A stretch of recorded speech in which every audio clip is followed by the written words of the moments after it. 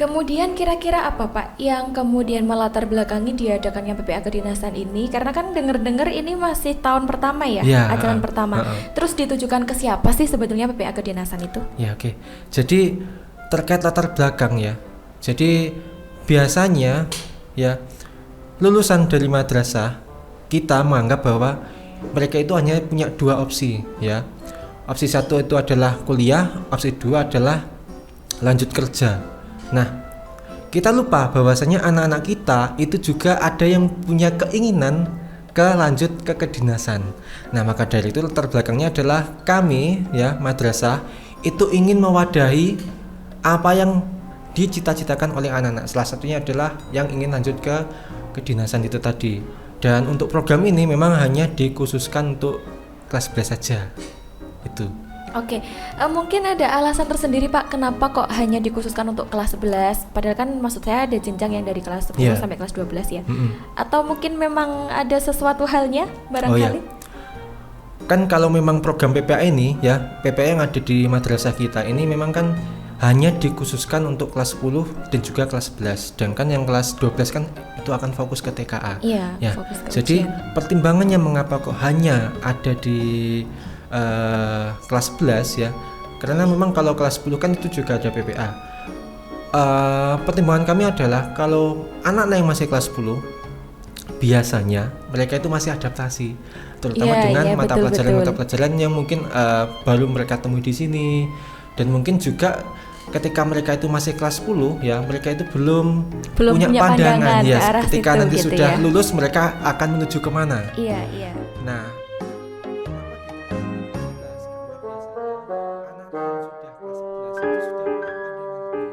Assalamualaikum warahmatullahi wabarakatuh.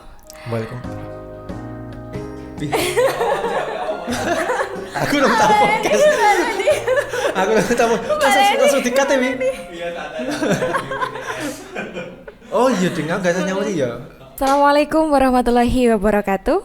Apa kabar Manners? Mungkin kita lama tidak bersua kembali hari ini dengan sedikit suasana yang baru di awal semester 1 ini di tahun ajaran 2026-2027. Kita akan mengawali podcast lagi yang mana kita akan menggali, kemudian ingin berbagi informasi terkait tentang apa sih MAN 1 Blitar itu. Nah, untuk pertemuan kita atau podcast kita hari ini yang akan kita angkat yaitu tentang mengenal lebih dekat mengenai program pendampingan akademik PPA Kedinasan. Mungkin dari teman-teman semua khususnya dari kelas 10 dan 11 atau kelas 12 bahkan nanti untuk lebih lanjutnya kita akan tanya ke narasumber kita. Memang ada program baru di madrasah di MAN 1 Blitar ini yaitu ada PPA Kedinasan. Yang ini nanti bagaimana lebih lanjutnya akan kita tanya-tanya ke narasumber yang sudah ada di sebelah kanan saya. Silahkan mungkin bisa memperkenalkan diri Pak. Oke. Halo semuanya ya, perkenalkan nama saya Diva Angga Septiawan. Kalau di sini di Madrasah Aliyah 1 Blitar bisa dikenal dengan Pak Diva. Saya di sini sebetulnya adalah pengampu mapal SKI, tapi untuk tahun ajaran baru ini saya diamani oleh madrasah untuk mengampu juga terkait PPA Kedinasan. Nah, mungkin itu sedikit perkenalan dari saya. Oke, salam kenal Pak Deva. Saya tadi lupa belum menyapa teman-teman dan memperkenalkan diri. Barangkali ada dari kelas 10 atau kelas 12 yang tidak saya ajar karena memang jam saya hanya kebanyakan di kelas IPA khususnya 11 sama 12. Perkenalkan untuk host yang menemani kita di podcast hari ini ada saya dengan Bu Riza Ameliasari, biasa disapa dengan Bu Riza. Untuk mapel sendiri yang saya ampu yaitu di mapel fisika. Oke, kita kembali lagi ke topik pembahasan kita utama. Sebelumnya mungkin Pak Deva bisa menjelaskan tentang lebih jauh apa sih sebenarnya program PPA Kedinasan itu? Oke, ya jadi program PPA Kedinasan itu adalah memang program yang disiapkan oleh madrasah terutama untuk mewadahi jika memang ada anak-anak kita yang itu ingin lanjut ke kedinasan. Itu terkait gambaran sedikit PPA Kedinasannya. Kemudian kira-kira apa Pak yang kemudian melatar belakangi diadakannya PPA Kedinasan ini? Karena kan dengar-dengar ini masih tahun pertama ya, ajaran pertama. Terus ditujukan ke siapa sih sebetulnya PPA Kedinasan itu? Ya oke. Jadi terkait latar belakang ya. Jadi biasanya ya lulusan dari madrasah kita menganggap bahwa mereka itu hanya punya dua opsi ya. Opsi satu itu adalah kuliah, opsi dua adalah lanjut kerja. Nah, kita lupa bahwasanya anak-anak kita itu juga ada yang punya keinginan lanjut ke kedinasan. Nah, maka dari itu latar belakangnya adalah kami ya madrasah itu ingin mewadahi apa yang dicita-citakan oleh anak-anak. Salah satunya adalah yang ingin lanjut ke kedinasan itu tadi. Dan untuk program ini memang hanya dikhususkan untuk kelas 11 saja. Itu. Oke, mungkin ada alasan tersendiri Pak, kenapa kok hanya dikhususkan untuk kelas 11? Padahal kan maksud saya ada jenjang yang dari kelas 10 sampai kelas 12 ya. Atau mungkin memang ada sesuatu halnya barangkali? Kan kalau memang program PPA ini ya, PPA yang ada di madrasah kita ini memang kan hanya dikhususkan untuk kelas 10 dan juga kelas 11. Sedangkan yang kelas 12 kan itu akan fokus ke TKA. Iya, ya. fokus ke Jadi ujian. pertimbangannya mengapa kok hanya ada di kelas 11 ya, karena memang kalau kelas 10 kan itu juga ada PPA. Pertimbangan kami adalah kalau anak-anak yang masih kelas 10 biasanya mereka itu masih adaptasi, terutama dengan mata pelajaran yang mungkin baru mereka temui di sini, dan mungkin juga ketika mereka itu masih kelas 10 ya, mereka itu belum punya pandangan ya, ketika nanti gitu sudah lulus mereka akan menuju kemana. Iya. Nah, kenapa ditempatkan di kelas 11? Karena biasanya anak-anak yang sudah kelas 11 itu sudah punya pandangan lebih ini. Jadi, apakah mereka nanti akan lanjut kerja, kuliah, atau bahkan kedinasan. Nah, makanya karena hal itu PPA ini hanya diperuntukkan untuk kelas 11 saja. Itu pertimbangannya. Oke, baik, bisa diterima sih. Iya, memang betul sih, karena kan kalau kelas 10 mungkin sesama teman aja belum kenal sesama guru juga menghafal susah namanya. Apalagi untuk memikirkan setelah ini mau lanjut kemana nih. Baru juga masuk terlalu gitu dini Pak? Untuk memikirkan hal itu. Oh gitu, terlalu dini gitu ya. Boleh alasan yang masuk akal sih. Kemudian Pak, kalau misalnya dari Pak Deva sendiri selaku pembina ya, apa bahasanya, pembina atau pengampu? Pendamping PPA ini, kira-kira Pak Deva punya nggak target jangka pendek sama jangka panjang ingin dicapai oleh anak-anak sendiri? Oh iya, jadi memang terkait jangka pendek ataupun juga jangka panjang memang ada target. Bahwasanya terkait jangka pendek itu saya menaruhkan bahwasanya anak-anak itu lebih dulu harus mengenal bentuk soal, karena kan memang materi yang akan diajarkan di kedinasan itu seputar SKD, yang dimana SKD itu kan terdiri ada 3 bab, TWK, TIU, dan juga TKP, yang dimana masing-masing bab ini ya itu punya beberapa subbab lagi yang itu banyak ya kan. Jadi jangka pendeknya adalah anak-anak diharapkan itu lebih kenal dengan bentuk soal dulu. Harapan jangka panjangnya adalah ya diharapkan anak-anak bisa menguasai ketiga bab ini tadi, terutama dalam pengerjaannya. Itu mungkin jangka panjangnya harapannya. Ini sudah berapa kali pertemuan Pak dengan anak-anak kira-kira? Ini berarti sudah 3 kali pertemuan. 3 kali pertemuan. Ya. Kemudian yang pertama kali Pak Deva dapat dari anak-anak tadi kan jangka pendeknya adalah memahami bagaimana bentuk soal. Sejauh ini kalau misal dipersentasekan, berapa yang sudah paham dengan bentuk soal itu? Nah, kemungkinan masih di bawah 50%, karena memang mungkin anak-anak belum pernah ketemu soal yang bentuknya seperti itu. Oh ya gitu, kan? Masih awam banget berarti ya? Oke. Karena tadi target jangka pendeknya memahami soal, kalau untuk target jangka panjang? Bisa mengerjakan soal. Oh, berarti yang awal paham dulu, habis itu nanti bisa menguasai gitu ya. Karena kan memang kalau sepaham yang saya tahu, materi tentang SKD itu bukan materi yang diajarkan di sekolahnya kan Pak. Barangkali mungkin ada ya matematika dasar gitu, tapi bentuk soalnya sedikit tricky ya. Jadi kalau nggak dikasih tahu tips triknya gitu ya, anak-anak mungkin untuk mencapai target skor tertentu barangkali agak kesusahan. Dan juga tidak hanya paham ataupun bisa mengerjakan soal ya. Jadi target jangka panjangnya adalah ya siswa bisa memanage waktu dalam pekerjaan, terutama kan ketika SKD, ketika tes itu kan pasti ada waktunya.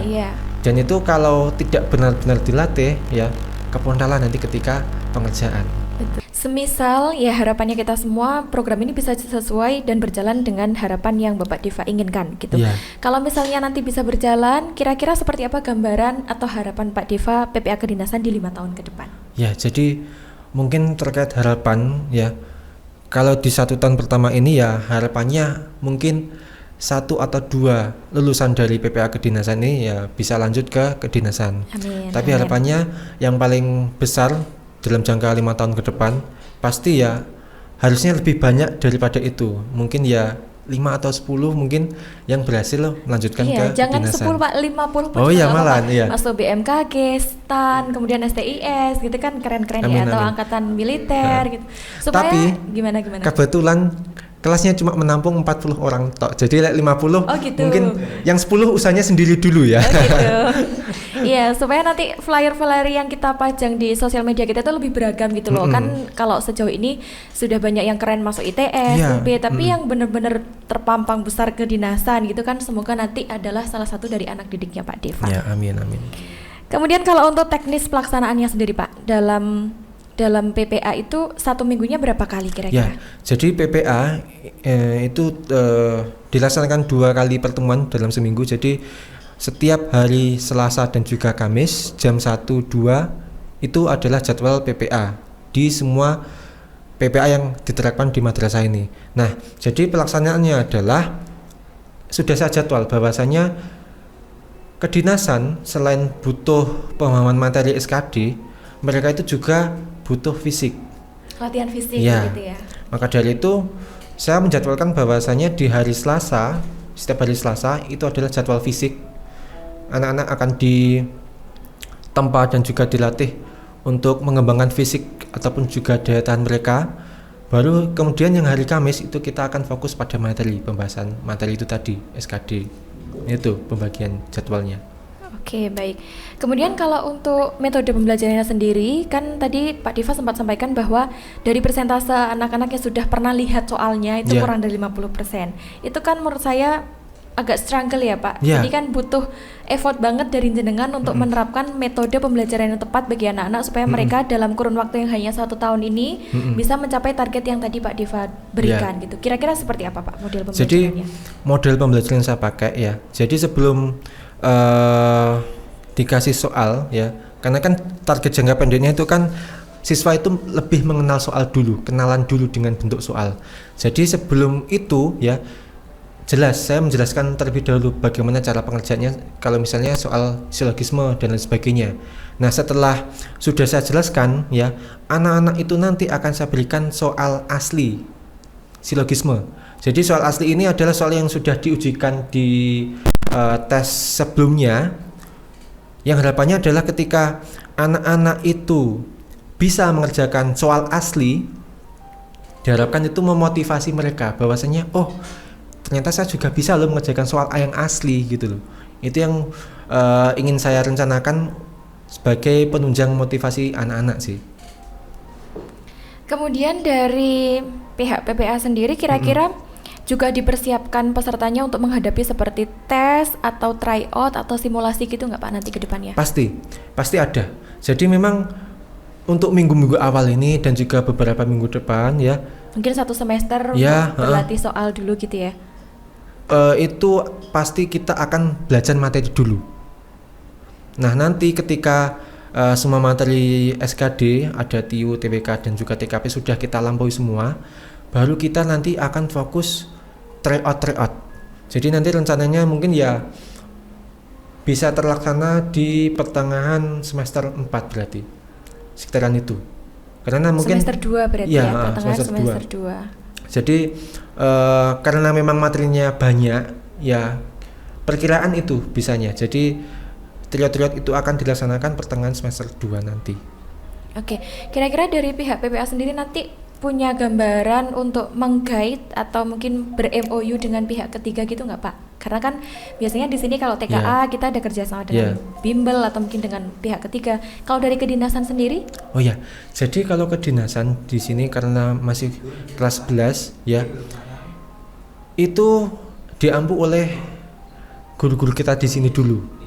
Baru nanti kemudian ketika sudah kelas 12, nah nanti belum tahu nih kebijakan dari madrasah seperti apa. Apakah nanti akan mengundang pihak ketiga ataukah memang anak-anak itu harus melanjutkan bimbelnya sendiri.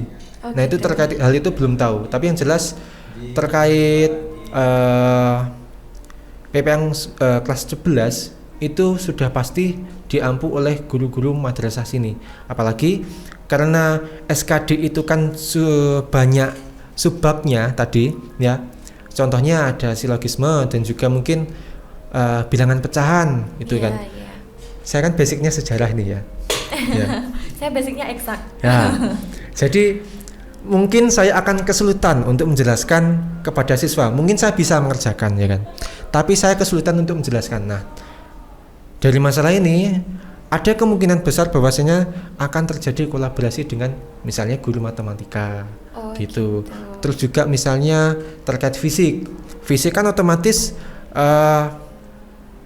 harus gerakan yang betul. Ya, sama karena gitu ya. Karena kalau gerakannya tidak betul, otomatis tidak terhitung oleh panitia nanti ketika tes. Ya, maka dari itu kita butuh juga kolaborasi dengan guru olahraga. Contohnya seperti itu. Jadi ini nggak berjalan sendiri. Jadi ini program ini kita topang bersama. Rencananya seperti itu. Bagus, mantap sih. Karena kan terlihat sangat ditata dan di-manage gitu ya Pak. Ya. Bukan sebatas dianjurkan oleh sekolah, ada PPA kedinasan, ya sudah dijalankan 1 tahun ke depan gitu kan, tidak. Iya. Supaya juga anak-anak yang betul-betul menaruh harapan untuk masuk ke PPA kedinasan ini bisa digodok secara maksimal gitu. Kemudian Pak, dengan berbagai panjang program dan juga proses itu tadi yang berkolaborasi dengan guru lain mapel, kemudian selama 1 semester untuk gembleng dengan latihan soal dulu. Kalau nanti sudah masuk di semester 2, kira-kira indikator yang bisa digunakan untuk mengukur keberhasilan dari peserta PPA sendiri seperti apa? Ya, jadi gini Cah, bukan Cah sih, anak-anak. Maaf, kelepasan. Jadi gini Cah gitu ya. Terbiasa. Jadi indikator keberhasilan ya. Jadi yang perlu kamu ketahui di sini adalah di tes SKD yang terdiri dari TWK, TIU dan juga TKP itu masing-masing punya yang namanya passing grade. Batas skor gitu ya? Yes, batas skor. Jadi meskipun dari hasil pengerjaan 3 bab ini tadi kamu nilainya bagus semua, maksudnya dalam arti TIU bagus, TWK bagus, tapi TKP mu jelek alias di bawah passing grade, otomatis kamu tidak bisa lolos. Syarat lolos adalah semua ini yang ketiga-tiganya ini harus passing grade semua alias di atas batas skor. Berapa kira-kira Pak batas skornya? Di mungkin ambang aman gitulah, ambang aman berapa? Saya agak lupa ya. Karena kan di tiap bab ini tadi punya passing grade yang beda-beda. Ya mungkin nanti lebih lanjut akan saya sampaikan juga di kelas. 400 gitu kali ya Pak? Atau kurang dari itu? Itu kan jumlah keseluruhan ya. Oh, jumlah secara keseluruhan. Nah, ini agak susah sih menurut saya karena kan kemampuan anak itu condongnya atau passionnya apa kan beda-beda. Dan berarti tes SKD ini mereka mau nggak mau harus menguasai 3 hal ini ya Pak. Tadi harus. TIU, TWK, TKP. Kalau katakan ada anak yang TIU-nya pinter nih atau jago tapi TWK sama TKP-nya agak belum gitu, gimana nanti cara menghadapinya jenengan? Jadi kalau dari saya sendiri, contoh dari saya ya, ketika saya sudah mengalami tes SKD beberapa tahun yang lalu, jadi saya itu tidak menguasai TIU, ya, tidak menguasai TIU, tapi saya lebih menguasai TKP. Jadi kalau saya mengerjakan SKD, saya prioritaskan dulu mengerjakan TKP. Berarti yang sekiranya kita paling mumpuni di situ gitu ya. Usahakan mengerjakan dari yang paling bisa dulu supaya kita dapat push nilainya dulu. Ya. Kemudian setelah TKP sudah, saya lanjut ke TWK. TWK itu ya saya masih bisa lah. Masih bisa. Baru kemudian yang tersulit itu TIU saya letakkan di akhir sendiri. Nah, itu saya habiskan waktu di sana di TIU. Gitu. Jadi ya silakan disesuaikan dengan kemampuan anak-anak, lebih PD-nya mengerjakan di bab apa, dan itu yang kamu akan kerjakan dulu. Baru kemudian setelahnya itu yang menurutmu yang tersulit, itu sih. Oke, baik. Kira-kira tantangan terbesarnya selama beberapa minggu ini mendampingi PPA kedinasan Karena kan mengingat ini PPA yang pertama kali baru dibuka Ya, di semester atau ajaran ini ya Pak. Apa kira-kira Pak? Kemudian strategi juga yang jenengan terapkan untuk menghadapi kesulitan itu. Ya, jadi terkait kesulitan sudah pasti anak-anak itu belum kenal dengan soal, ya. Apalagi macam-macamnya itu banyak di SKD. Itu kesulitan yang pertama. Kesulitan yang kedua adalah fisik. Nah ini, jadi di minggu-minggu awal ya, saya itu sudah melakukan asesmen awal terkait fisiknya anak-anak. Maksudnya di jarak 12 menit anak-anak itu bisa lari berapa kilo. Yang perempuan ya, jika ingin nilai 100 ya, itu harus 3 kilo, sekitaran itulah. 12 menit itu ya? 12 menit. 12 menit 3 kilo. 3 kiloan, Oke. sekitaran itu. Anak-anak kebanyakan itu masih sekitar 1,2 kilo. Jauh sekali. Jauh itu sekali, dan itu targetnya, betul. tantangan yang sangat jauh sekali. sangat besar, dan menurut saya dengan waktu yang hanya 1 tahun untuk menambah jarak itu agak susah. Makanya ya mungkin ini untuk pandangan anak-anak yang ikut PPA kedinasan, bahwasannya tidak cukup untuk hanya mengikuti PPA kedinasan. Kalian itu harus latihan sendiri. Nah, betul. Ini Jadi, sih yang perlu ya. digarisbawahi, ya. Latihan sendiri, dan juga mungkin kalau perlu ya bimbel sendiri juga. Kalau memang perlu. Karena apa? Kalau hanya menggantungkan PPA kedinasan nggak cukup. Ya, nggak cukup. Karena memang waktu yang terbatas. Jadi silakan nanti bisa dilanjutkan persiapannya ketika nanti sudah kelas 12. Entah nanti mungkin madrasah ini menggandeng pihak yang ketiga, tadi. atau juga bimbel secara mandiri. Mungkin itu sih. Oke, itu berarti yang perlu anak-anak ingat ya. Jadi kalau ada yang pengen masuknya PPA kedinasan terus berharap nanti dengan masuk PPA kedinasan bisa langsung lolos gitu, Wah, wah enggak. ternyata pemikiran kalian ini masih sangat salah besar. Karena sesuatu yang besar itu tentu membutuhkan perjuangan yang maksimal. Betul sekali. Jadi kalau memang betul-betul nanti pengennya masuk ke kedinasan di jurusan tertentu, silahkan PPA kedinasan ini menjadi wadah yang disiapkan oleh madrasah untuk paling tidak kalian lebih mengenal tentang bagaimana Betul bisa masuk sekali. ke kedinasan. Tapi kalau untuk lebih lanjutnya itu tadi fisik saja itu juga harus perlu setiap hari latihan. Bayangkan tadi berapa menit Pak? 12 menit. 12 menit harus 3 kilo dan sedangkan rata-rata masih 1,2 kilo. Itu jauh banget sih kalau kata saya ya. Selain itu juga bisa kalian bimbel di luar atau mungkin les-les. Sekarang banyak sekali lembaga-lembaga bimbingan belajar yang menyediakan memang jalur khusus untuk masuk kedinasan. Ya harus effort memang, karena untuk masuk situ kita tahu lawannya kalian tidak hanya ratusan bahkan ribuan peserta dari seluruh Indonesia gitu. Betul sekali. Kemudian terkait dengan output dan juga harapan. Dari pendamping sendiri kira-kira kompetensi apa nih yang pengen untuk dimiliki dari setiap peserta yang masuk di PPA kedinasan? Berarti awal masuk harus punya apa dulu gitu. Boleh, awal masuk kira-kira harus apa? Jadi memang sebetulnya tidak ada kompetensi yang spesifik Khusus harus gitu ya. dipunyai. Jadi memang PPA kedinasan ini kebetulan hanya diperuntukkan untuk yang jurusan IPS IPA. dan juga IPA. Oh, agama berarti nggak bisa Agama ya? tidak bisa. Jadi kemarin sebetulnya sudah ada beberapa anak agama yang sudah ikut, tapi ternyata ada kebijakan baru bahwasanya yang dari agama belum bisa sementara. Jadi silakan yang dari kelas agama mungkin bisa ikut PPA tahfidz yang mungkin akan dipandu oleh Bu Liza ya. Silakan. Boleh. Itu. Berarti nggak ada kompetensi khusus ya Pak yang harus dimiliki saat pertama kali masuk? Enggak. Soalnya begini, kadang kan ada saya pernah menjumpai atau mendengar beberapa peserta itu yang masuk ke kedinasan karena temannya ikut ke situ atau mungkin karena pengen coba-coba gitu. Apa dari Pak Diva sendiri nggak ada seperti peraturan yang pengen masuk di saya harus yang benar-benar serius soalnya supaya nggak terpotong di tengah jalan gitu? Iya. Kalau terkait hal itu pasti. Mungkin di next angkatan ya. Ya, kalau terkait apa yang harus dimiliki, ya pasti harus punya keseriusan, ya. Kalau nggak punya keseriusan, mending nggak usah di PPA kedinasan, karena ya buang-buang waktu tok itu nanti. Iya, sama sih. tidak hanya PPA kedinasan ya anak-anak, saya rasa semua PPA yang lain gitu pengennya ya kamu milih di situ harus serius. Karena kita kan mengalami ya Pak dalam 1 bulan ini sering sekali gonta-ganti presensi. Iya, betul sekali. Karena anak-anak keluar masuk. Jadi tolong kelas 10 nanti karena kelas 11-nya PPA kedinasan masih ada, PPA yang lain juga masih dilanjutkan. Tolong dipertimbangkan matang-matang, jangan kemudian dicoba satu-satu keluar masuk gitu, jangan. Soalnya dari tiap PPA juga memiliki tujuan dan memiliki kompetensinya masing-masing gitu. Kemudian ini terkait prospek jangka panjang ya Pak. Kalau dari Pak Deva sendiri kira-kira peluang lulusan PPA kedinasan untuk bisa menghadapi persaingan pendidikan bahkan dunia kerja nanti seperti apa Pak? Berat ya ini pertanyaannya ya. Berat.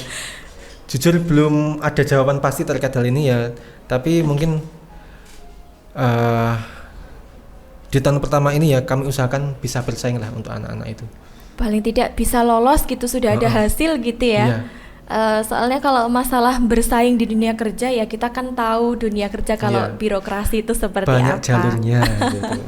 Banyak jalurnya, kita nggak usah sebut itu ya anak-anak ya. Nanti kalau sudah waktunya kalian akan paham dengan sendirinya. Paling tidak kami selaku pengajar mendampingi proses kalian supaya bisa mencapai tujuan itu. Masalah nanti loh Bu, Pak ternyata kok kedinasan seperti ini ya nanti dirasakan lah sendiri. Kalian akan tahu realitanya seperti apa. Betul. Itu.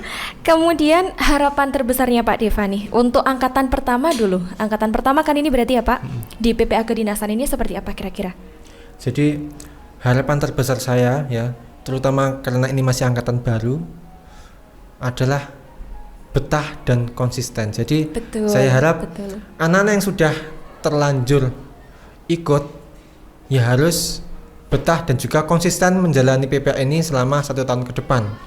Karena ya insya Allah nggak ada ruginya Cah, ataupun anak-anak nggak ada ruginya ya. Jadi harapan saya selain bisa mengerjakan soal-soal SKD, harapan saya juga betah dan juga konsisten untuk memperjuangkan cita-cita kalian. Itu sih harapan terbesar. Oke. Kalau harapan-harapan kedepannya berarti tadi ya bisa meloloskan nggak hanya 1-2 bahkan banyak gitu ya Pak. Anak-anak Pak Deva selalu open ya untuk kalian. Kalau nanti sudah kelas 12 pun yang sudah tidak ada PPA mau konsultasi mungkin tanya-tanya lebih lanjut terkait Pak mana nih LBB yang cocok atau Pak jurusan yang kira-kira sesuai dengan passion saya apa nih gitu. Selalu terbuka ya Pak? Sangat. Silakan nanti anak-anak jika mau konsultasi bisa datang ke saya ataupun bisa juga ke tim BK mungkin nanti. Nah betul, tim BK karena kalau kelas 12 itu memang fokusnya untuk pendampingan bagaimana nanti bisa masuk ke perguruan tinggi. Termasuk kedinasan itu kalau sebelumnya tadi disampaikan oleh Pak Deva biasanya pilihannya adalah kuliah di PTN atau bekerja. Ini akan jadi salah satu tambahan prioritas yaitu sasaran kedinasan untuk teman-teman atau anak-anak yang nanti sudah kelas 12. Betul sekali. Gitu. Terus satu lagi Pak, ini pertanyaan terakhir, kira-kira pesan Pak Deva nih untuk kelas 10 yang nanti kelas 11-nya masih lanjut PPA-nya, kira-kira apa pesan untuk mereka yang masih ragu untuk masuk PPA kedinasan? Ya. Jadi pesan saya ya, semakin cepat kamu menyadari bahwa mempersiapkan potensi dan minatmu ya, maka semakin cepat pula ataupun semakin besar juga peluangmu untuk bisa meraih cita-citamu juga. Jadi pesan saya adalah segera gerak cepat untuk mempersiapkan apa yang kamu inginkan. Itu sih. Oke, itu quotes pagi ini ya. Segera gerak cepat untuk mempersiapkan apa yang kamu inginkan. Betul sekali. Karena 1 tahun 2 tahun tidak cukup untuk bisa lolos sesuai dengan target yang kamu harapkan. Jadi kelas 10 nanti silahkan kamu mengetahui potensimu dan keinginanmu sejak dini. Itu lebih bagus daripada kelas 12 masih bingung mau kemana. Betul sekali. Betul kan? Karena sayang sekali gitu, madrasah sudah memfasilitasi sedemikian, sudah apa yang tidak ada diadakan, apa yang sudah ada dikembangkan lagi, semata-mata hanya untuk membersamai kalian-kalian supaya nanti bisa berhasil untuk mencapai cita-cita dan harapan kalian, gitu ya Pak. Kemudian, atau mungkin Pak Deva satu kata lagi untuk teman-teman yang nanti akan nonton podcast ini ya. terkait dengan kalau tadi harapan PPA kedinasan. Ini kan Pak Deva mungkin ada kelas 10 yang belum kenal dengan beliau. Beliau termasuk salah satu pengajar yang tergolong baru ya Pak. Saya pun juga demikian. Ini harapan yang lebih besar, tidak hanya PPA kedinasan tapi harapan untuk Madrasah Aliyah Negeri 1 Blitar ke depannya. Oke. Jadi harapan saya terutama untuk madrasah yang tercinta ini sudah pasti adalah semoga tetap terus maju, terus berinovasi dengan contoh-contohnya adalah menghadirkan kelas PPA yang baru-baru ini, dan harapannya adalah lulusan dari madrasah kita yang tercinta itu dapat memberikan manfaat kepada masyarakat luas. Itu sih harapannya. Harapan yang lebih tinggi lagi bisa bersaing di kancah nasional, kancah global, bahkan bisa lebih dari itu katakan. Kalau sejauh ini barangkali kita lulusan-lulusan dari Madrasah Aliyah Negeri 1 Blitar sudah bisa untuk menduduki posisi-posisi PTN terbaik di Jawa Timur. Betul. Gitu ya. Tapi cobalah melangkah ke yang agak barat-barat gitu kan, bagus-bagus banyak ya Pak. Itu sih. Jadi jangan pernah merasa puas dengan apa yang kalian dapatkan hari ini. Terus gali potensinya, semoga kita bisa mendatangkan atau menghasilkan lulusan yang semakin keren di masa depan. Ya, contohnya ya 2 tahun yang lalu nih Bu. Iya. Ada kakak kelas ya. Saya lupa namanya, tapi dia itu berhasil masuk ke perguruan tinggi. Oh mana? Mesir. Oh iya, betul. Ya. Perguruan tinggi Mesir, ya. Dan kebetulan di tahun ajaran baru ini ya ada program PPA yang mendukung hal itu. Oke, bagus nih. Nanti apa Pak namanya, boleh di-spill? ICP itu ya? Iya, ICP. Oke, boleh. Nanti mungkin next ya Pak ya, akan kita coba gali lebih lanjut tentang program ICP ya Pak. Oke, baik anak-anak, itu tadi barangkali beberapa menit ke depan tadi sudah kita bahas lebih detail tentang PPA kedinasan. Silahkan bisa dipelajari, silahkan bisa diambil manfaatnya, silahkan bisa juga dijadikan sebagai bahan pertimbangan. Untuk yang sudah masuk ke PPA kedinasan harus tetap semangat. Pak Deva sudah sangat maksimal dalam mendampingi kalian ya. Jadi kalian yang masuk PPA kedinasan juga harus sungguh-sungguh belajarnya. Kami mendoakan supaya apa yang kalian harapkan nanti bisa tercapai dan bisa sukses di masa depan. Amin, gitu. amin. Untuk Pak Deva sendiri terima kasih banyak karena sudah meluangkan waktunya. Sama-sama. Barangkali nanti kalau ada momen atau judul yang pas untuk kita obrolkan lagi akan kami undang di lain kesempatan. Siap. Terima kasih teman-teman semuanya. Kalau misalnya dari anak-anak sendiri atau mungkin Bapak Ibu Guru punya saran untuk pengen tahu lebih lanjut, karena nggak semua Bapak Ibu Guru ya Pak tahu detail tentang hal-hal tertentu, nanti bisalah komen. Nanti akan diupload di mana ya Pak? Di YouTube bisa, di Instagram bisa, komen aja di kolom komentar. Cobalah Bu, tolong untuk ulik tentang ini. Oke, kita akan membuat itu sebagai waiting list di podcast lanjutan. Terima kasih dari saya dan juga Pak Deva, mohon pamit dan undur diri. Kita akan ketemu lagi di lain podcast dan lain kesempatan. Wabillahi taufik wal hidayah. Wassalamualaikum warahmatullahi wabarakatuh.